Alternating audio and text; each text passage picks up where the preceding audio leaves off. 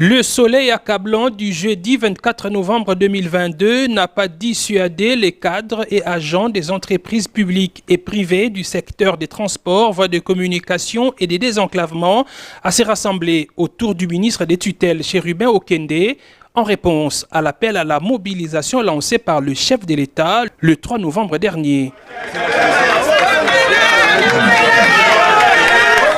Le monument de l'unité situé à la place Royale a été pris d'assaut par la masse laborieuse du secteur pour dire non à l'agression rwandaise contre la RDC.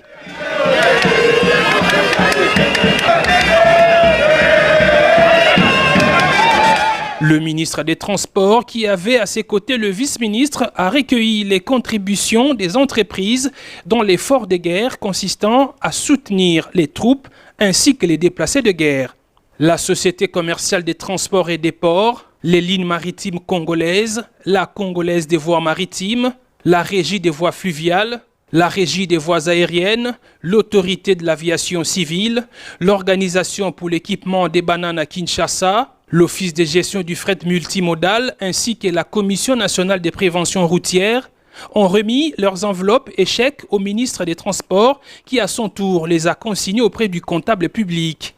Plus de 600 millions de francs congolais ont été récoltés en cette journée de mobilisation. Prenant la parole au nom de tous les mandataires publics du secteur des transports, le président du conseil d'administration de LMC, Lambert Mende Omalanga, a condamné l'agression rwandaise et exprimé la détermination des entreprises de l'État rangées derrière Chérubin Okende à accompagner les forces armées dans le combat qu'elles mènent pour défendre la République.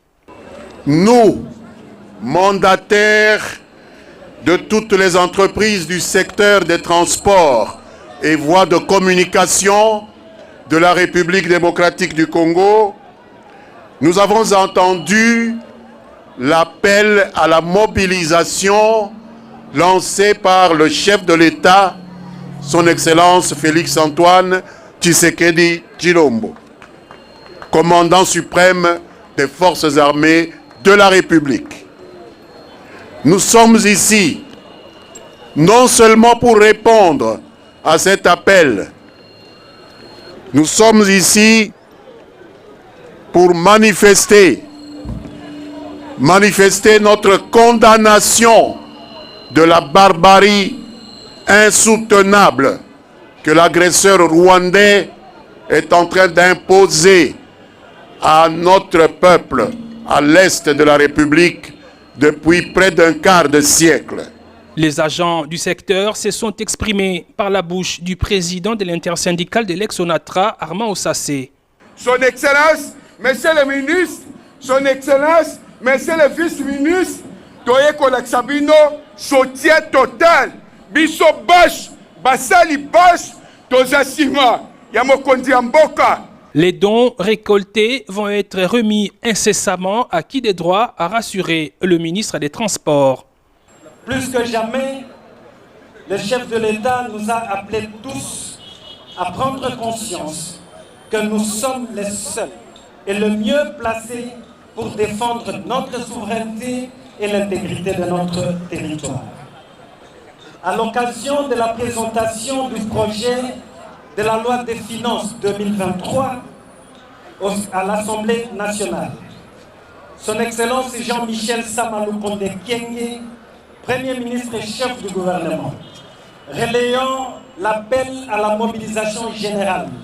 de Son Excellence Monsieur le Président de la République, chef de l'État, nous a invités tous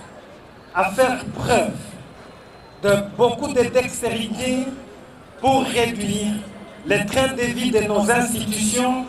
afin de dégager certaines économies nécessaires à l'effort de guerre. Et relayant le chef de l'État